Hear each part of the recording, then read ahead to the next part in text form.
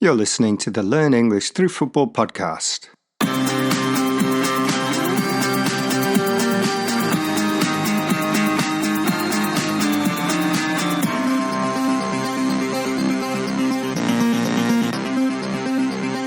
Hello there and welcome to this week's Football Language podcast. My name's Damon and I'm one half of the Learn English Through Football team.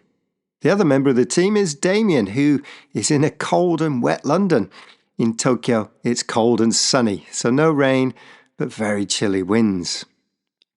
I've just been watching highlights of Liverpool's match against Bournemouth, another underwhelming performance from my team Liverpool.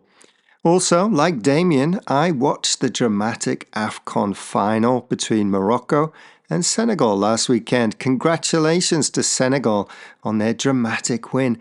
And we'll be looking at some language from that game a little later on. I also saw lots of Champions League football during the week and there were lots of shocks. Holders PSG were beaten in Portugal, losing 2-1 to Sporting, while Manchester City lost 3-1 in Norway to Bodø Glimt. Damien must be happy that his favourite team Tottenham won their fourth home game in a row in this competition when they defeated Bundesliga side Borussia Dortmund 2-0. They will be playing knockout football in the Champions League this spring, yet they are also facing a possible relegation battle in the Premier League.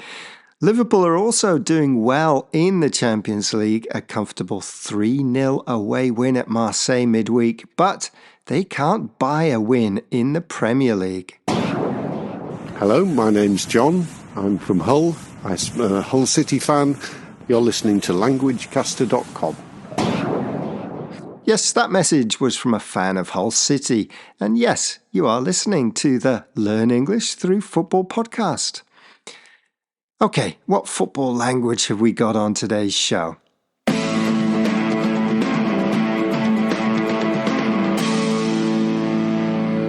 We're going to talk about some language from the AFCON final between Senegal and home side Morocco and give our predictions for the Arsenal versus Man United Sunday match in the Premier League.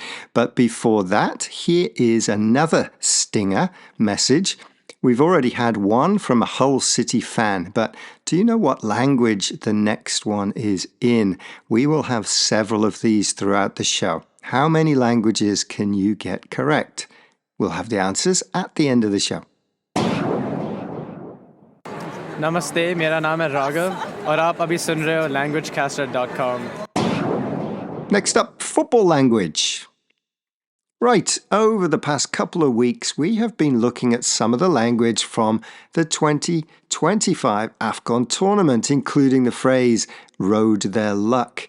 And today, we are going to look at some language from the final, and in particular, about that penalty miss. We will focus on 3 football phrases or words: last gasp penalty, panenka, and to dink. Last gasp penalty.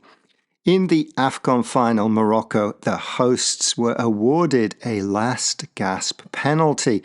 This is a penalty or spot kick given right at the end of the match, deep into stoppage time. Senegal briefly walked off in protest at the decision and the atmosphere was extremely chaotic.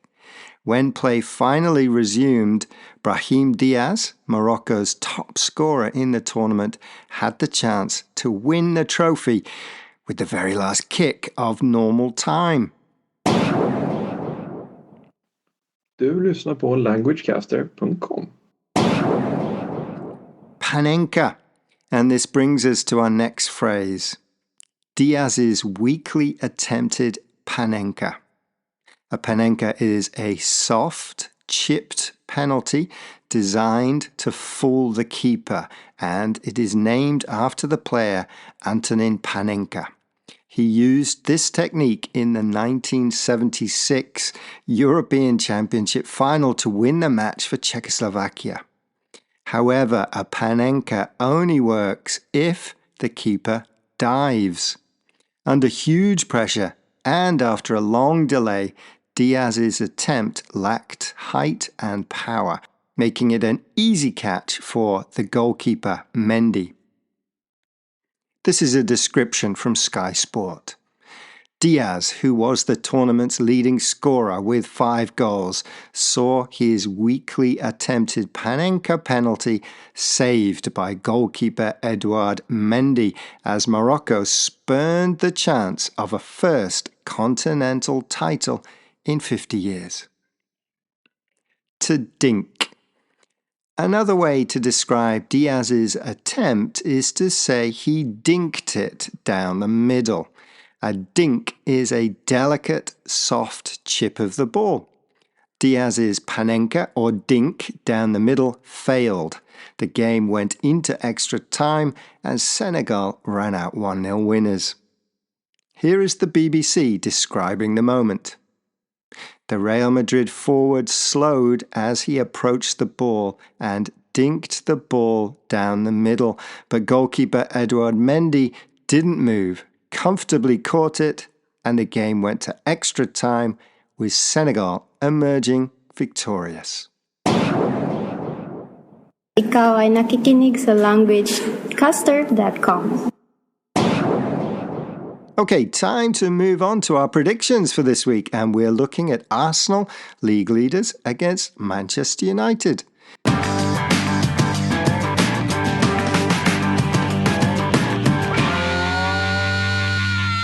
The Red Devils had some new manager bounce when they beat derby rivals Manchester City 2-0 under the caretaker manager and ex-player Michael Carrick. Berichting randoi languagecaster.com.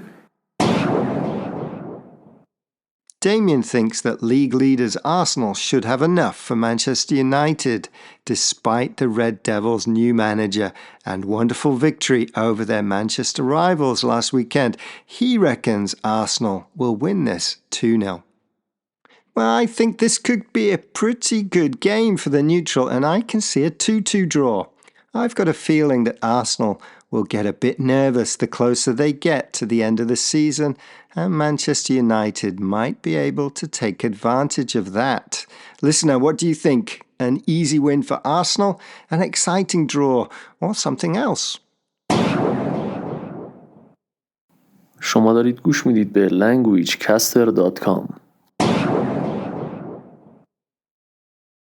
And remember, our website has a huge glossary of football terms with hundreds of expressions, phrases, and cliches about the beautiful game of football. Tell a friend about us and give us a like on your favorite podcast platform. My name is Hülya Sucu. I am one of Beşiktaş fans.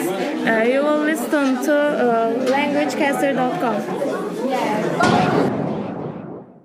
And well done if you got any of the stingers in different languages throughout the show. We started with a Hull City fan, followed by a message in Hindi. After that, we had Swedish, Tagalog, Welsh, and Persian. And they were before the final message from a Beşiktaş fan. Well done if you got any of those correct. Remember, you can add a message in your language by sending us a recording for the Learn English Through Football podcast. We'd love to hear from you. Just record you are listening to the Learn English Through Football podcast in your language and send it to contact@learnenglishthroughfootball.com.